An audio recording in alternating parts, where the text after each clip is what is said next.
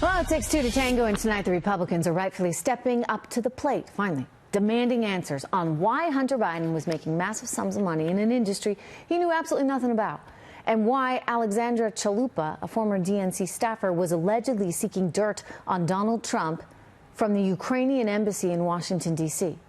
This impeachment to nowhere thing is about to get very interesting. The only thing we can be certain of, though, tonight is that it will backfire on the Democrats in a massive way. Good evening, everyone. I'm Trish Regan. Hunter Biden, Devin Archer, Alexandra Chalupa, Nellie Orr, and the White House CIA NSA leaker, better known by the Dems as the whistleblower.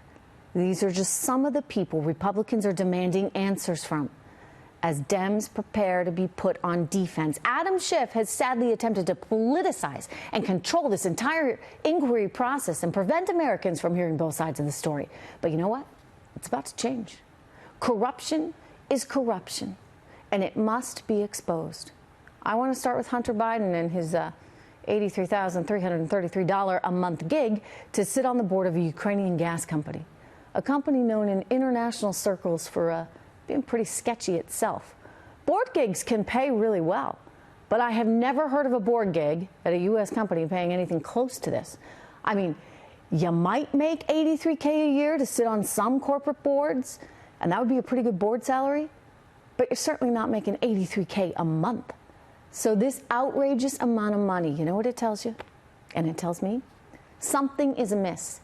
You don't go out and hire a guy and pay him insane amounts of money when he has no experience in the energy business and, frankly, no experience in anything, unless there's a reason.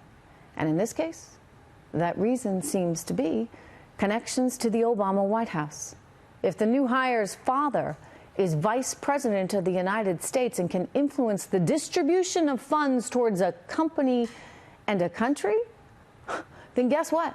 It doesn't take a rocket scientist to figure out Burisma viewed Hunter Biden as its access point. George Kent, who worked at the State Department when Joe Biden was vice president, told impeachment investigators, and I quote, "I was on a call with somebody on the vice president's staff. I raised my concerns that I had heard that Hunter Biden was on the board of a company that certainly could create the perception of a conflict of interest. The message that I recall hearing back was that the vice president's son, Beau, was dying of cancer and there was no further bandwidth to deal with family-related issues at that time."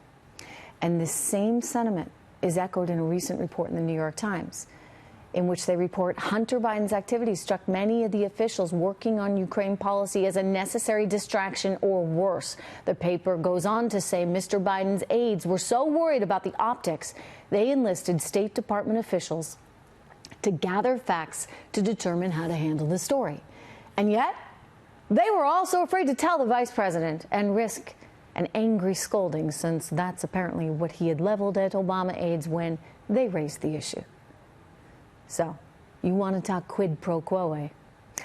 I suspect that Hunter Biden is quite well versed in it, and therefore should be a witness in this whole thing. Meanwhile, other witnesses, like Nellie Orr, who worked for Fusion GPS and helped shuttle the infamous and now discredited Steele dossier into the hands of the FBI courtesy of her husband, and Alexandra Chalupa, who was shuttling between the DNC and the Ukrainian embassy in Washington, allegedly in a quest for dirt on President Trump.